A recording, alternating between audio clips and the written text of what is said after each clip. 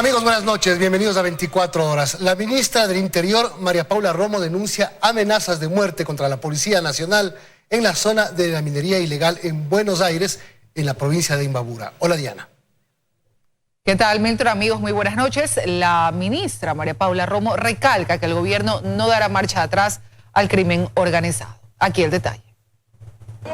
A pesar de que su comparecencia ante la Comisión de Relaciones Internacionales se vio diferida horas antes de la sesión, la ministra del Interior, María Paula Romo, acudió al Palacio Legislativo. Allí se refirió a las amenazas que dio a conocer en su cuenta de Twitter. Dijo que son reacciones violentas de un sector de la minería ilegal al que se le han atacado intereses económicos. Reaccionan pues y reaccionan de maneras violentas. Hoy hemos encontrado algunas pintadas en la mina del Olival a la llegada de la Policía Nacional en esta mañana, y también he recibido algunos ataques por distintas vías. Las amenazas se dan tan solo una semana después del operativo de desmantelamiento paulatino de la minería ilegal en Buenos Aires, provincia de Imbabura. Acciones que han alcanzado personal policial que se presume colaboraban con el transporte del material minero. Más que eso, hay decenas de policías que están detenidos, están privados de libertad y están procesados. Era un grupo de funcionarios que lamentablemente lo que hacían era vigilar y coordinar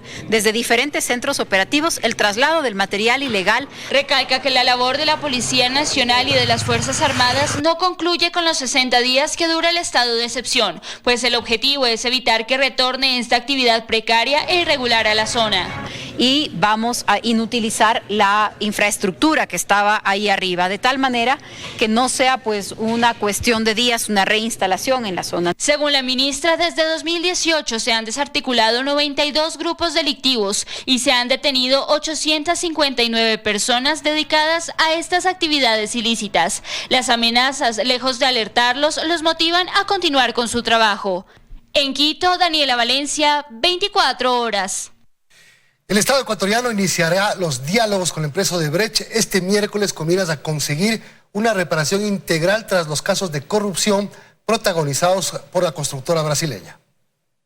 La empresa Odebrecht durante los últimos 10 años accedió a 2.800 millones de dólares en contratos de construcción de infraestructura pública en nuestro país, de los cuales 14 contratos tienen indicios de corrupción, y ahora se busca que mediante una indemnización la empresa Odebrecht repare al Estado ecuatoriano. Tenemos vinculados, investigados, acciones colusorias, acciones del SRI, acciones del CERCOP, acciones de la Contraloría, y en ese sentido el mecanismo será el que nos vayamos estableciendo con la empresa Odebrecht. Según afirma el secretario anticorrupción, el Ecuador no tiene una ley de reparación al Estado. Por lo tanto, se debe construir un mecanismo que logre cuantificar el daño causado al Estado ecuatoriano y acordar el pago de la empresa Odebrecht. Hay modelos distintos. Guatemala, por ejemplo, ha sido reparado en 4 millones de dólares.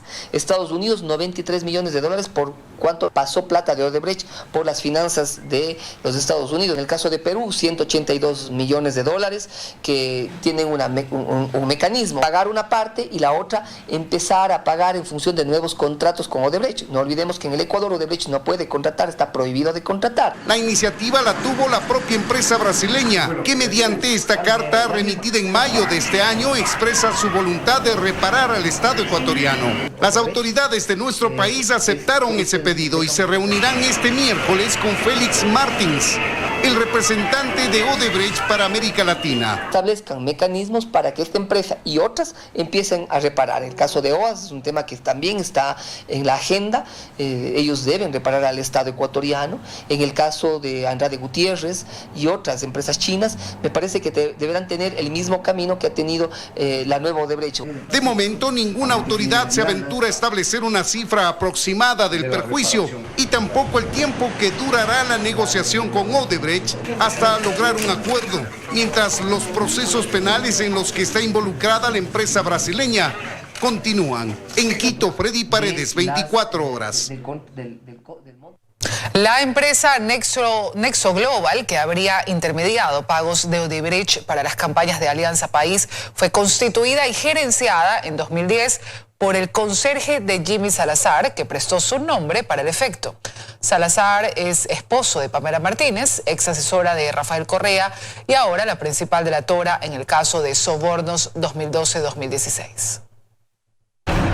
Se trata de la empresa que, según la Fiscalía, está dentro de la trama de sobornos que llegaron desde Odebrecht para financiar las campañas electorales del movimiento político de Rafael Correa. Según la Unidad de Análisis Financiero y Económico Nexo Global, dedicada a dar asesoría jurídica, entre el 2010 y 2018 registra ingresos superiores al $1.177.000. Entre los principales clientes que reportan cientos de miles de dólares de supuestos pagos a Nexo Global están, por ejemplo, Odebrecht, SK Engineering y el consorcio GLP. Pero, ¿de quién es Nexo Global? Según los registros de la Superintendencia de Compañías de esta empresa, la constituyen Carlos Cordones Cadena y su hermana Mónica del Rocío en 2010. Y sobre esta empresa, Jimmy Salazar, esposo de Pamela Martínez, ha dicho que solo estaba enrolado en la nómina. No obstante, Carlos Cordones, el dueño y gerente de la compañía en 2010, delata a Jimmy Salazar y cuenta que Nexo Global la creó Jimmy Salazar, que él solo prestó su firma al jefe. Yo trabajé con el abogado Jimmy Salazar en el año 2010, cuando él trabajaba en la Superintendencia de Compañías en Guayaquil. Trabajé en la oficina privada que tenía él en calidad de mensajero y haciendo la limpieza de la oficina, cosas así. En 2010 me pidió de favor que le ayude con una firma para constituir compañías, 3 o 4 firmas. El señor Jimmy Salazar me explicó que me había puesto como gerente de la compañía Nexo Global. En la misma versión, la Fiscalía le pregunta a Cordones algunos detalles sobre su relación con Nexo Global, de la cual fue gerente. Cordones responde que no conoce a los socios y que no conoce nada de Nexo Global. La empresa a través de la cual Odebrecht y otras aportantes de las campañas de Alianza País movieron cientos de miles de dólares fue creada y supuestamente gerenciada por el encargado de la limpieza de la oficina de Jimmy Salazar, esposo de Pamela Martínez, asesora de confianza de Rafael Correa. En Quito, Fausto Yepes, 24 horas. Con 7 votos, la Comisión de Participación Ciudadana de la Asamblea resolvió empezar el proceso de juicio político en contra del presidente del Consejo de Participación Ciudadana, José Tuárez, por negarse a entregar información. Además de esto, se aprobó procesar al consejero de Participación, Walter Gómez, por proselitismo. Walter Gómez compareció ante la Comisión de Participación Ciudadana. Justificó que el recibimiento de Tuárez en Guayaquil el pasado 21 de junio no es proselitismo político.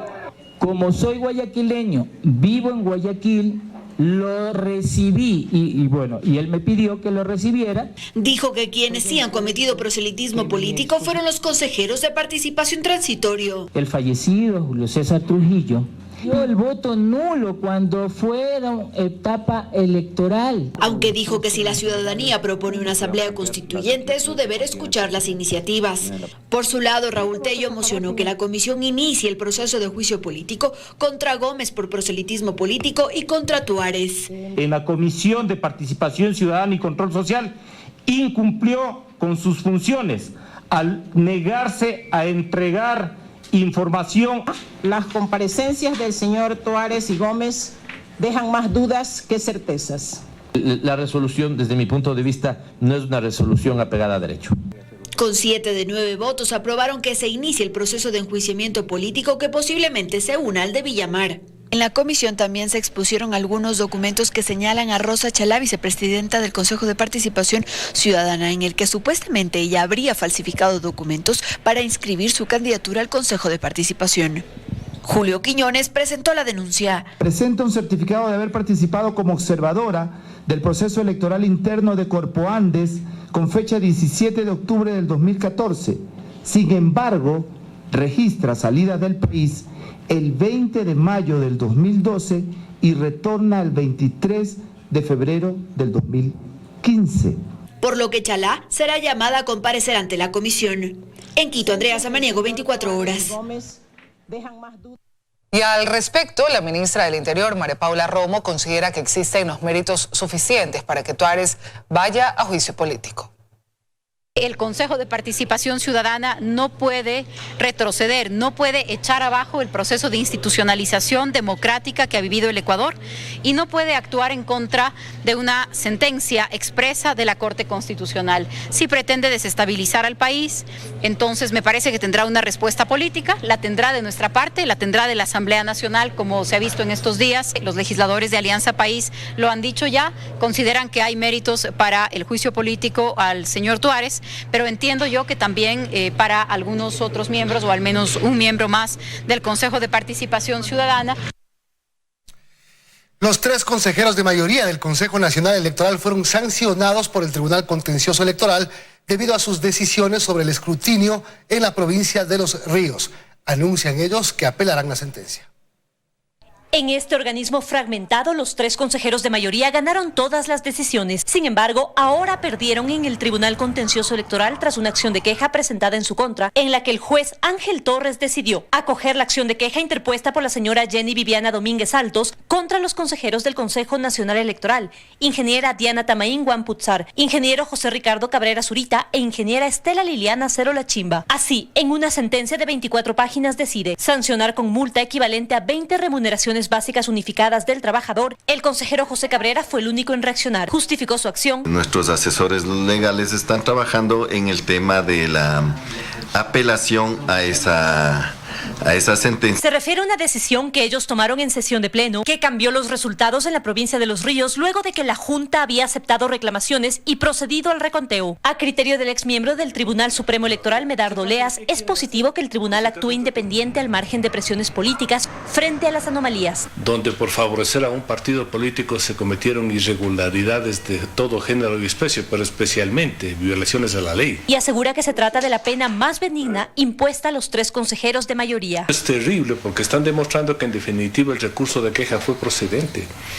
y que las denuncias sí fueron reales, concretas. Y este no es el único cuestionamiento que pesa sobre los consejeros del CNE. Es por esto que con otros elementos en la Asamblea Nacional buscan llevarlos a juicio político. Medardo Leas recuerda, entre otros, cuáles serían los argumentos. Hay las denuncias claras sobre la fragilidad del sistema y además el proceso de escrutinio, como se lo hizo, fue una clara violación a la ley. Si es que por cuestiones políticas salgo del Consejo Electoral, saldré por la puerta de al frente. Sobre la fiscalización y su suerte, la Asamblea Nacional tiene la última palabra. En Quito, María Gracia Acosta, 24 horas.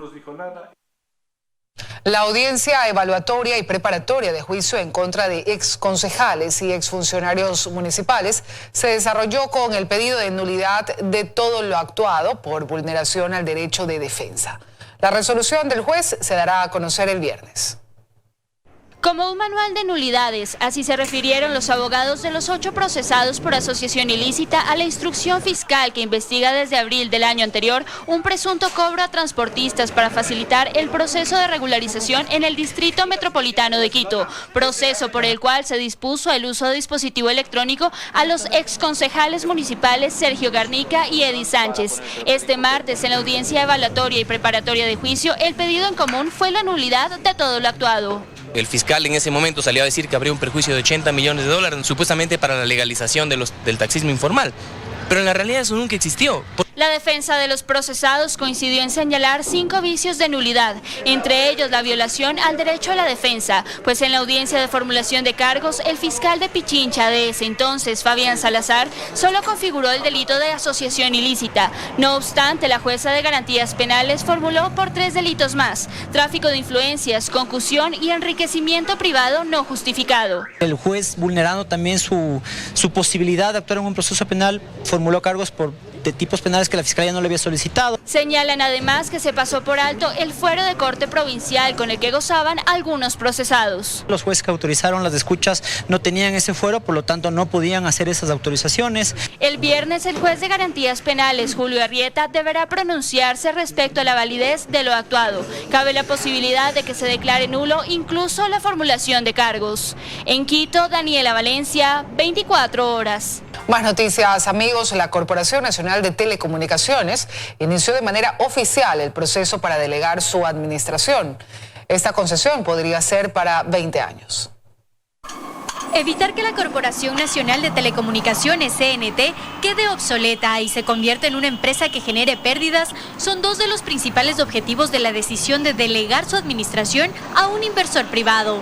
El proceso empezó con la invitación a 23 bancas de inversión para que hagan las propuestas que permitan encontrar el modelo óptimo de inversión. Esto no es la venta de CNT. La ley prohíbe la venta de CNT y de los otros sectores estratégicos.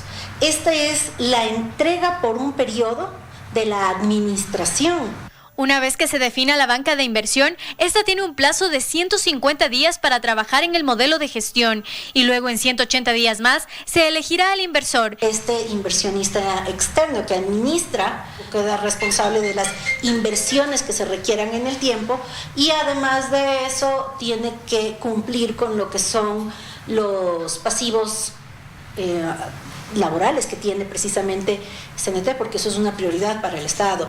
Moncayo recalca que de no hacerlo, CNT podría correr la misma suerte que otras empresas públicas. CNT se puede quedar en la obsolescencia, que es algo que, por ejemplo, ha sucedido con TAME ante el impedimento de mantener las inversiones. En 2018, CNT vendió $962 millones.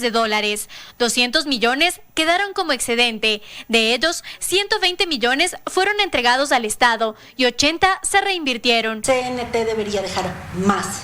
Y esa es la idea, que en el tiempo nos pueda dejar más al Estado y que además sea un apoyo en la complicada situación económica que se encuentra el país. Además, con esta decisión, la CNT busca convertirse en una real competidora de otras empresas que operan en el país. En Quito, Belén Merizalde, 24 horas. La Asamblea Nacional eliminó el impuesto verde tras 7 años de vigencia. En la ley se propone la remisión del 100% de las multas de intereses, facilidades de pago, entre otros. Ha sido aprobado. Fueron 90 asambleístas los que dieron paso a la derogatoria del impuesto verde. Aprobaron la ley tras más de 5 horas de debate en el que cuestionaron la implementación de este impuesto.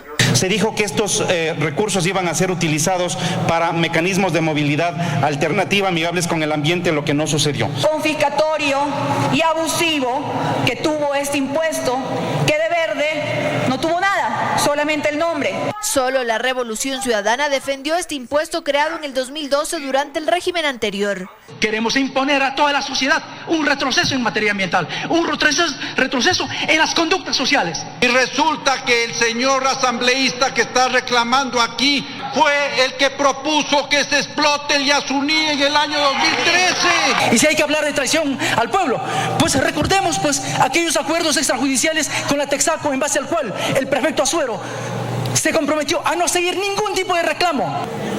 No busco que mi hijo vaya a trabajar sin hacer nada. No voy a aceptar esa agresión de un pseudo amazónico. Esas plumas le quedan sobrando, señor. Eso significa falta de respeto. Yo te demuestro así. Y si no, pues...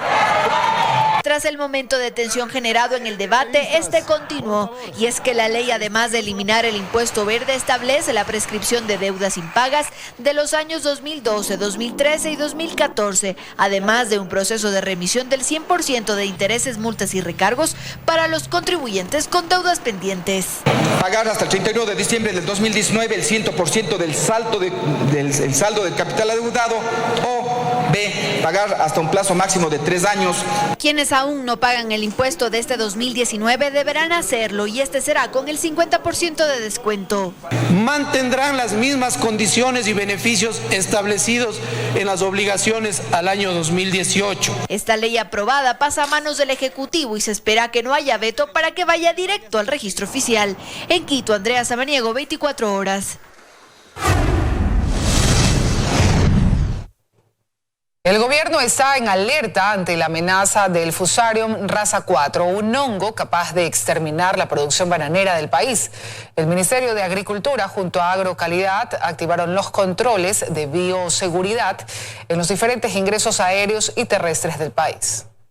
La amenaza está latente, aun cuando nuestro vecino del norte, Colombia, no ha confirmado todavía tener en sus cultivos de banano el Fusarium raza 4, también conocido como el mal de Panamá. Este hongo se propaga rápidamente a través del suelo, agua, insectos, por el calzado o incluso personas, y puede terminar con plantaciones enteras de banano y otras musáceas debido a su agresividad. Y hemos tomado una medida inmediata de suspender las importaciones de material genético y también suspender las nuevas siembras bananeras. Desde el Ministerio de Agricultura aseguran estar trabajando en la etapa de exclusión de la enfermedad. Personal capacitado ofrece información a los productores para que estos a su vez identifiquen posibles brotes. No hay mejor actor para evitar la enfermedad que el propio productor. Aquí hay una responsabilidad directa del productor, nosotros de lo público y junto con el resto del sector privado. En los ingresos terrestres, aéreos y fluviales del país también se intensificaron los controles. Personal de Agrocalidad revisa minuciosamente posibles amenazas. Tenemos instalados arcos de desinfección, estamos fumigando todos los camiones que ingresan a territorio ecuatoriano. Y es que no hay que olvidar que Ecuador es el líder en el mercado internacional de banano. El año pasado se exportaron más de 320 millones de cajas, lo que representó ventas por más de 3.000 millones de dólares. El momento en esta primera etapa inmediata es de 7,5 millones. Esto alcanzará aproximadamente los 18 millones de dólares para poder fortalecer nuestro plan de contingencia integral que tenemos. El Ministerio de Agricultura mantiene conversaciones con los representantes de los gobiernos de la región para establecer políticas de bioseguridad en conjunto que mantengan al Fusarium raza 4 lejos o al menos bajo control en las plantaciones del continente. Joana Ramos, 24 horas. Tras 9 meses en funciones, la Comisión Interventora de la Universidad de Guayaquil enfrenta varios tropiezos económicos y administrativos. A esto se suma que la mayoría de los integrantes del Consejo Consultivo, creado para asesorar a la comisión, decidió dar un paso al costado. La Universidad de Guayaquil tiene un presupuesto de 178 millones de dólares anuales, de los que casi 150 millones se destinan al pago de sueldos y salarios, mientras que apenas 17 millones corresponden a gastos de inversión.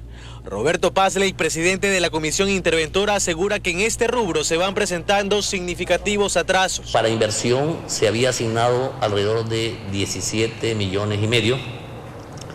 Estamos a la mitad de año y deberíamos haber tenido casi la mitad de asignaciones para poder cumplir las obligaciones. Hemos recibido 150.000 dólares. Lo que representa un grave problema, pues la comisión planeaba que de ahí se paguen, por ejemplo, las deudas por concepto de jubilaciones, mientras se ponía en un segundo plano los arreglos de infraestructura. Esperan entonces que el Ministerio de Finanzas se ponga al día, aunque desde ahí ya han recibido respuestas desesperanzadoras. Que no hay plata y que nos olvidemos del dinero, le han dicho al señor director financiero. La falta de dinero que ha motivado el retraso en el cumplimiento de las metas que se trazó la comisión ha hecho que el Consejo Consultivo, formado para brindar asesoría durante el proceso, dé un paso al costado. Anunciata Valdés, quien formó parte del organismo, dio más detalles sobre esta decisión. Vemos pues que no se ha podido, o él nos indica pues que no ha podido cumplir con nuestras recomendaciones. Ya hemos dejado a su criterio pues el que lo haga en la oportunidad en que lo puede hacer. Si los pocos recursos no llegan, entonces es más difícil la tarea del rector. Dentro de las metas que aún no se concretan está además el retorno del hospital universitario a manos del Instituto de Educación Superior, traspaso que encontró resistencia en la administración anterior del Ministerio de Salud Pública. La intervención de la Universidad de Guayaquil terminará en 2021, luego de que las funciones de la comisión se prorrogaran. En Guayaquil, Carlos Acoto, 24 horas.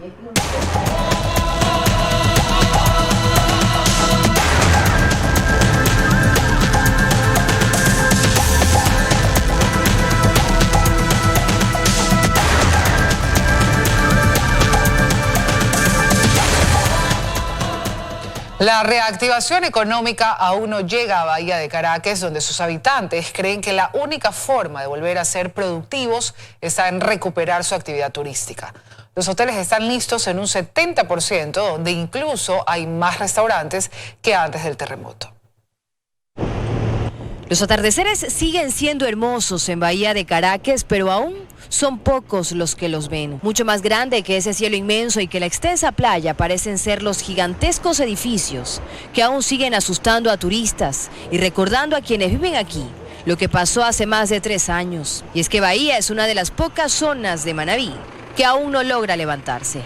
Pero en Bahía de Caracas ya no quieren mirar hacia atrás, sino hacia el frente. El sector privado está haciendo lo suyo. Incluso hay más restaurantes que antes y la capacidad hotelera está cubierta en un 70%. Pero aún hace falta algo: turistas. Que la gente no se olvida que Bahía está la playa, está el sol, está la gente que necesita que venga el turista.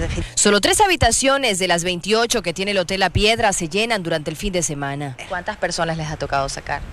Digamos que en porcentaje hablemos de un 20%, que ya no es solo la persona, sino es dejar sin trabajo a la familia de esa persona. Pero esa ausencia de visitantes no solo afecta a dueños de restaurantes y de hoteles, también a taxistas. ¿Usted puede poner un porcentaje cuántos han disminuido sus carreras? Yo diría un 40-50% tal vez, sí. Les pasa lo mismo a los que antes se ganaban la vida pedaleando, llevando a los turistas a recorrer la ciudad. De esto aquí vivíamos nosotros. Y ya nomás lo hacemos $6-7 diario. ¿Y antes? Lo hacíamos 20. A los dueños de negocios. Es crítica la situación de Bahía. El comercio con el turismo van de la mano. Entonces, pues, pero si no hay turismo, pues tampoco hay negocio, ¿no? Hasta los pescadores están sintiendo la ausencia de turistas, pues en época baja buscar trabajo en la actividad turística antes era una salida, ya no. Los pescadores, traemos el marisco y habiendo fuente de trabajo la gente compra. Llegamos solamente y hasta en contra con el combustible. ¿Sí me entiende? Historias como estas hay muchas, incluso quienes han decidido cerrar sus negocios porque ya no podían más. Pero pese a todo en Bahía de Caracas, la mayoría ha decidido ser optimista. Aquí están dispuestos a dar vuelta a la página por cuenta propia. Solo se quedarán con la promesa que llega desde la alcaldía de la ciudad de dar un ultimátum a los dueños de los edificios para que por fin sean demolidos, y también con la esperanza de que el resto de ecuatorianos, al planear su próximo viaje, piense en Bahía de Caracas como destino, pues aquí nos están esperando. Desde Bahía de Caracas, Manabí, con cámaras de Ronald Romo Leal, Dayana Monroy, 24 horas. Y a propósito, impulsar el turismo es el objetivo del nuevo préstamo quirografario Vive Ecuador, presentado por el IES, el BIES y el Ministerio de Turismo, para brindar a los afiliados y jubilados alternativas de financiamiento para recorrer el Ecuador.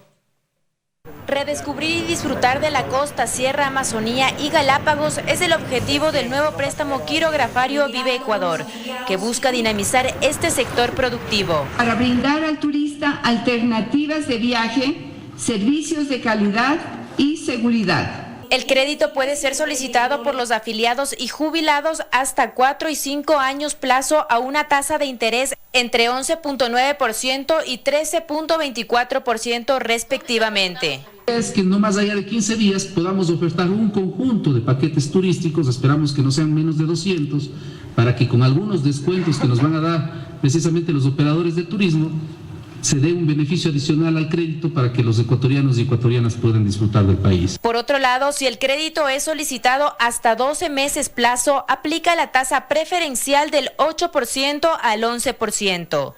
Este producto nace por la propuesta del gobierno del presidente Lenín Moreno a la necesidad de crear políticas de reactivación económica mediante proyectos que brinden empleo. Promover el turismo, queremos promover la difusión de lo hermoso que es el Ecuador y sobre todo promover el empleo en estas actividades tan importantes. En este 2019 se aspira a entregar 2.700 millones en préstamos quirografarios y destinar más de 70 millones solo para el sector turístico.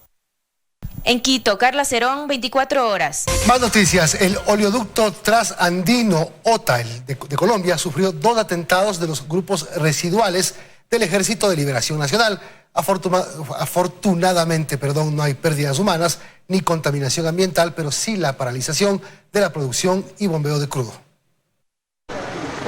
Los ataques se dirigieron en esta ocasión al oleoducto Transandino colombiano en los municipios fronterizos de Ricaurte y Huachucal, al sur del departamento de Nariño. Y sin duda es una afectación directa a la infraestructura del Estado que genera zozobra y miedo en los pobladores y un atentado en contra del medio ambiente.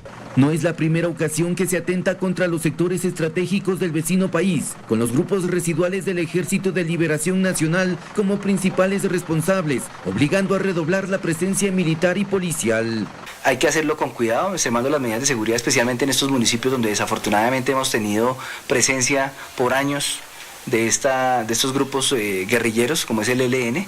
Afortunadamente, el atentado no deja víctimas humanas que lamentar ni daños al ecosistema. El oleoducto no se encontraba en bombeo, lo que no generó un flujo de hidrocarburos y una afectación a las fuentes de agua. Pero sí genera pérdidas al Estado colombiano por la paralización de la producción y bombeo del crudo hacia el puerto de Tumaco. En Nariño, Colombia, Jairo Jacome Ortega, 24 horas. 2 heridos dejó una explosión provocada por la fuga de gas en una panadería ubicada en las calles Mariana de Jesús y América, en el norte de Quito. Durante al menos 2 horas, esta avenida estuvo cerrada mientras se atendía la emergencia. Tras una fuerte explosión que estremeció a los vecinos de las calles Mariana de Jesús y América en el norte de Quito, una vivienda se incendió. Esto debido a una deflagración de un tanque de gas licuado de petróleo. El hecho ocurrió en una panadería que quedó totalmente destruida. Aproximadamente 5:45 de la mañana ya fue la acumulación del GLP. Al parecer en la panadería estaban ya cocinando, y al encender algún aparato eléctrico o el horno, se produjo la deflagración por la acumulación del GLP. Varios habitantes de la zona presenciaron el flagelo que quedó registrado en las cámaras de su celular. Como parecía que se estrelló cayó un avión, algo era. Fue todita la calle. En mi casa se han cuarteado los vidrios, que es en la parte posterior aquí en Atahualpa. Entonces ahí salí con mi nieto y subimos y era todo esto una lengua de fuego, todita la casa está aquí. Producto del incidente, los dueños de la panadería resultaron heridos. Sí, mi hermano está un poquito quemado todavía, pero no se sabe nada todavía, no sabemos nada todavía hasta que venga a decir el marido a ver qué mismo pasado, ¿no? Vehículos que pasaban por aquí se los fueron llevando por ayudaron en la gestión, cómo no. Y había un señor que vino con un extinguidor también y él pudo bajar un poquito el fuego. El momento del flagelo, en el mismo predio se estaban abasteciendo de una especie de combustible, pues allí funciona una fábrica de ceras y betunes. Sin embargo, esto no habría provocado la emergencia. Claro que realmente han estado descargando, como les dije anteriormente, es un mineral tarpentino que es menos peligroso que el diésel, incluso no produce ni gases siquiera, según los informes que me dieron. Durante 2 horas la calle Mariana de Jesús en sentido oriente-occidente estuvo cerrada al paso vehicular mientras se atendía la emergencia, que además dejó daños en otras viviendas. Fernanda Ceballos, 24 horas.